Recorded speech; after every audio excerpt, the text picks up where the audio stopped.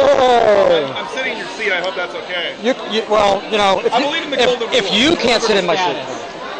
Basically do unto others, so... I'm standing, I don't care, it's all right. The clip you just saw is the only evidence I have that I even attended the Reason Rally. What happened is a long story, but I'll give you the short breakdown. I had packed 2 cameras. The one that I'm using right here, which is my normal camera on a tripod, and a camera similar to it that I had borrowed from a friend. I had several gigs of memory with me, and drove to my point where I was going to meet the people that I was going with, and shifted all my luggage into their car, and forgot this camera in my car. So I still had the other camera, the camera that I borrowed, but I was unfamiliar with that camera, and I was having trouble with it all weekend, and it was getting terrible video too. It was not getting good video. So after the rally, I went to the post-rally party, and started shooting video, and it was all dark and grainy and couldn't get any good quality from it. So I tried to turn the light on, but it wasn't the same as the way you turn the light on this camera. Even though the cameras looked similar, it was different. And I ended up reformatting the camera and lost everything that I had shot at the Reason Rally, which was a substantial amount of stuff. So I would have had a great Reason Rally video, all kind of stuff from the rally, and it's completely gone. So instead, I'm just going to tell you my Reason Rally experience. So we leave Friday. We made good time getting there. Missed our turn and spent an hour trying to get in the back way. We didn't come past the Lincoln Tunnel, or not Lincoln Tunnel, Lincoln Memorial, and took us over an hour crawling down the streets through busy traffic to get to our hotel. So we go to I'm insisting on eating fish because it's Friday, and for some bizarre reason I still keep Catholic kosher. And we ended up at a little pub where we met up some other people that were there for the Reason Rally, so that was interesting. We got to talk to some people, and had my fish. It was delicious, and then we went to a bookstore to look for Greta Christina's new book to see if it was available, but it wasn't there. And while we were there, we talked with some lawyer about whether or not it's more important to go after things like the pledge or individual little court cases like school prayer, which was a better way to utilize the resources. So that was interesting too. And then while we were there, the young lady that came with us is a college student whose mother watches her credit card, so she can't use her credit card, so she was using cash for everything. And she was going to go pick up go buy a shirt at the Reason Rally, and I explained to her you can't buy it at the Reason Rally, you have to pre-order it. So I let her use my credit card to pre-order a shirt while we were at the library. She did it on her BlackBerry. So that becomes significant the next day. I went out that night after everybody else was in bed, because I didn't feel like going to bed yet. I'm in Washington, D.C. I want to experience some life. So I went to a little bar I know, an Irish Catholic-owned bar called Dubliner. I didn't wear my atheist shirts there because it's Irish Catholic-owned, and just didn't feel like getting in it with anybody. And there I met up with the Felt Be Gone, and that was fun. I had a good time, Harold, and hope to see you again sometime in real life.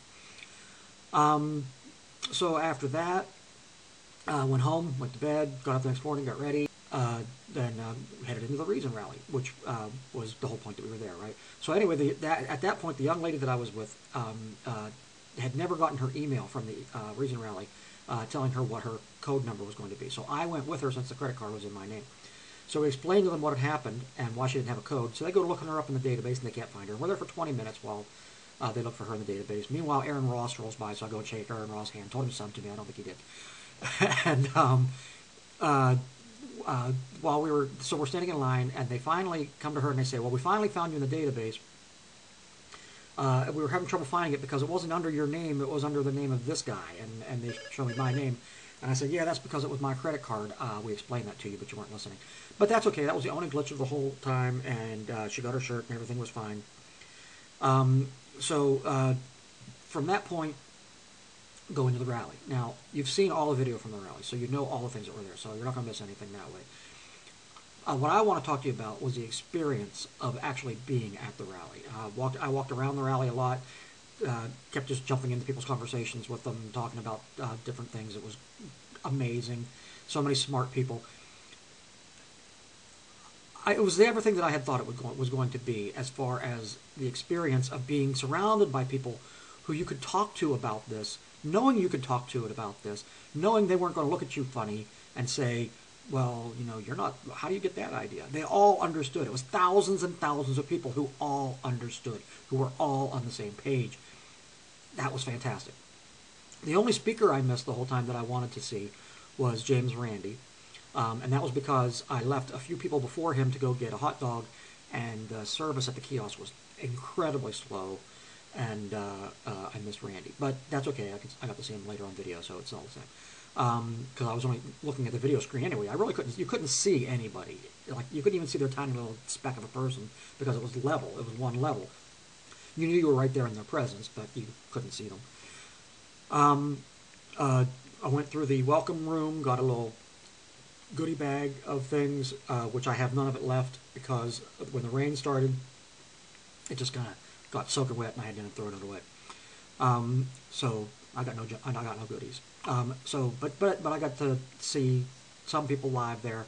I got to meet Anna Watson from the Black Atheists of America, who I think is beautiful, and got to tell her that I'm a subscriber to her channel and that I enjoyed a couple of the videos in particular that she did. One where she was doing a radio interview, a podcast with a preacher, and it was painful to listen to, but it was so entertaining. So yeah, got to do that. Just everything. I can't even explain to you. I hope you're able to experience this a little bit vicariously through me, because it was the best experience ever. I was at the rally to restore sanity the year before that. I was at the Obama inauguration. This topped both of those. This was better than either of those in so many ways. And those were both amazing experiences in their ways, but this was unbelievable. The only problem, of course, was the weather, and not the rain so much as the cold. I don't think anybody expected the cold. It had been so warm the whole week leading up to this, and it was actually fairly nice that morning, and you expected it to get warmer, rain, but be warmer, but it didn't. It got cold. It got cold.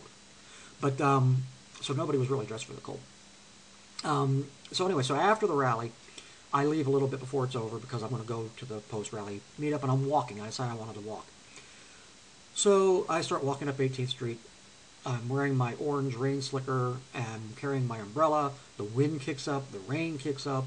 I finally get there, which was a long walk. It was 18 blocks up 18th, and it was like a mile to get to 18th. So we're talking a long haul.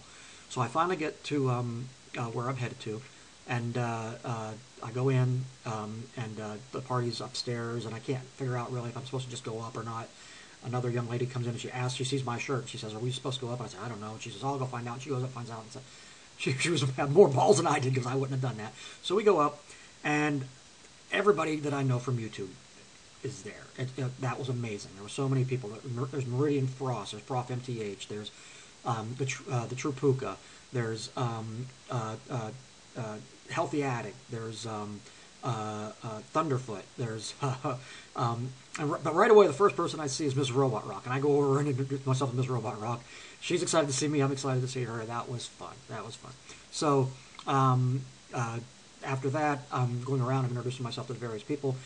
I ended up sitting at a table sharing a bill with Hemant Mehta and Greta Christina, among others.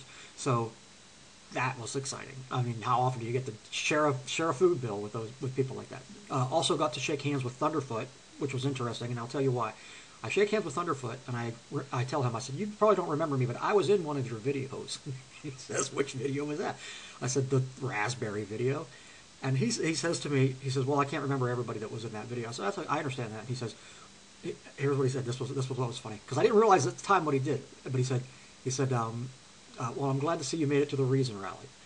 And at first, I just took that as, glad you're here. But afterwards, I got to thinking, I think that was a slam. Yeah, that. So I'm whether it was or not, I'm gonna take it as a slam and enjoy the fact that I got slammed by Thunderfoot. So also I got to go over to Prof MTH, and I shook his hand, and I got to say this to him. I got to say to him,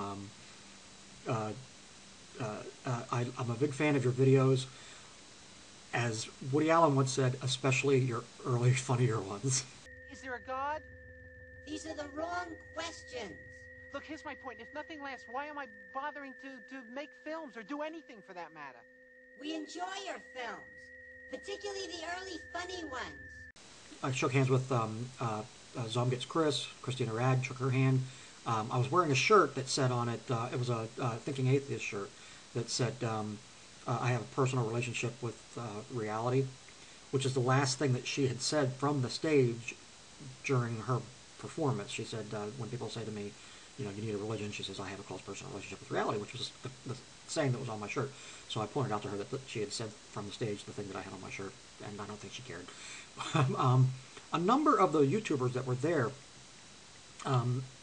seemed to be annoyed when you tried to speak to them about YouTube and your YouTube channels. Prof wasn't. He was great about it. Thunderfoot seemed okay about it. And Christina seemed tired, and so I'm not going to say that she was rude to me. She certainly wasn't, but she did seem tired. But a few of the others, and I'm not going to name any names, just seemed off-put when you like told them you were a subscriber, or they didn't know what to do, like they didn't know how to react, and that was a little weird. But I mean, you know, different people behave differently. Some people don't know how to deal with celebrity, I guess. But one of the things about being at the Reason Rally that was fascinating was that when you were walking in D.C. for the Reason Rally, was that when you were walking down the street, people would see your shirt and they would yell out at you, "Hey, I like your shirt," and you would know that they were kindred spirits right there on the spot. That's something that you're just not going to experience every day. You know, you're just not. It's not going to happen. But on that day, at that time, in that place, that was a unique experience, a unique thing that could happen to people. And so that was fascinating. That was fun. Just randomly meeting people on the street who were there for the same reason, and who understood what you were about, and you understood what they were about, and that was great. So the next morning, I decided I wanted to. Everybody else was having breakfast together in the hotel, which I didn't want to do. So I went to the Billy Goat and had breakfast, steak and eggs. It was delicious. And if you're not familiar with the Billy Goat, there's two Billy Goats. There's the original one. There's one in D.C. and there's the original one in Chicago, which is on one of the lower street levels. And if you're not familiar with the Billy Goat, this is how you should be familiar with the Billy Goat. One of the city's most famous restaurants is also beneath the streets. Cheeseburger, cheeseburger, cheeseburger, cheeseburger, cheeseburger. No fries, chips, and no Pepsi Coke. The Billy Goat was made famous by John Belushi and Dan Aykroyd in this iconic Saturday Night Live sketch.